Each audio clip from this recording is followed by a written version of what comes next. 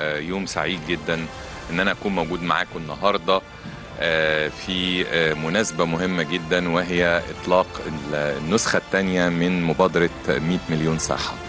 والحقيقة هذه المبادرة بتحظى بدعم كامل من فخامة الرئيس عبد الفتاح السيسي رئيس الجمهورية، وهو الحقيقة اللي كان وجه ان احنا نطلق هذه المبادرة المهمة جدا جدا جدا، اللي بنستهدف من خلالها كدولة الوصول للمواطن المصري في مكانه في أي حتة في ربوع الجمهورية، ونقدم له كل الخدمات الصحية المتطورة اللي ممكن يكون بيفتقدها في المكان الجغرافي، أو بحكم بعده، أو إن يبقى مكان نائي، أو ما بيبقاش فيه الخدمات المتوفرة أو المتطورة جدا في مجال الصحة. الأهم يمكن إن أنا حابب إن أنا أقول هنا ان كل جهات الدولة بتبقى مشاركة في هذا الموضوع، مش فقط وزارة الصحة، جهات كثيرة جدا بتشارك في هذه المبادرة المهمة.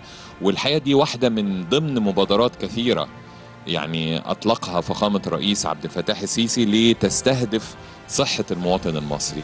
يعني طبعا يعني الحمد لله احنا مدينة العالمين واحدة من مدن كثيرة جدا يعني الدولة المصرية شرعت في تنميتها وبنائها، اللي بنطلق عليهم مدن الجيل الرابع أو المدن الذكية.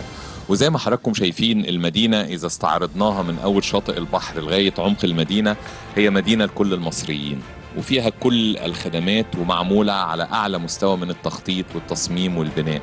الحقيقة منظومة رائعة. يعني الحقيقة كانت رؤية فخامة الرئيس إن احنا نطلق هذا الجيل من المدن، لأن احنا كمصريين وكمصر محتاجين عدد كبير جدا من المدن لاستيعاب الزيادة السكانية والخروج من الوادي الضيق اللي احنا كنا موجودين فيه، وإن يبقى التنمية بتاعتنا تنمية مخططة. احنا النهاردة لأ، بنخطط صح.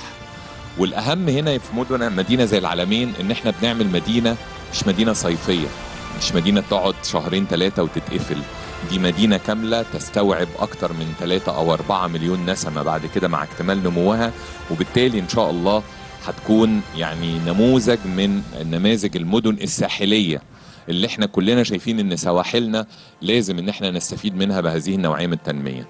كل الجهد ده بيبقى محتاج تسويق وترويج، مش فقط للعالم الخارجي ولكن أيضا للمواطن المصري، عشان يعرف حجم اللي بيتعمل على الأرض إيه ويقدر يستمتع بهذا الموضوع. ومن هنا كان طبعا دور الشركة المتحدة وأيضا الحقيقة كل الزملاء اللي ساعوا وراعوا وهذه النوعية من المهرجانات.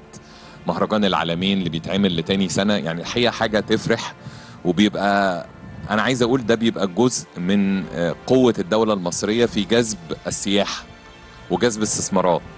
يعني النوعية دي من المهرجانات بتروج لمصر في الخارج بصورة أكثر من رائعة، وبيبدأ يعني يظهر على مستوى، أنا مش عايز أقول يعني من قبيل المبالغة ولكن ده الواقع.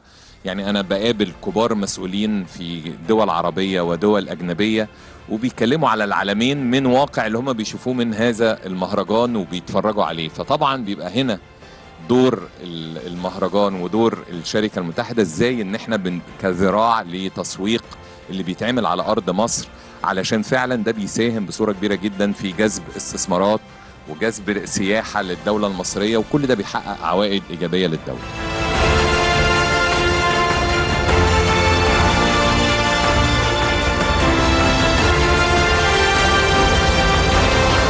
بسم الله الرحمن الرحيم. على بركة الله بنطلق النسخة الثانية من مبادرة 100 يوم صحة.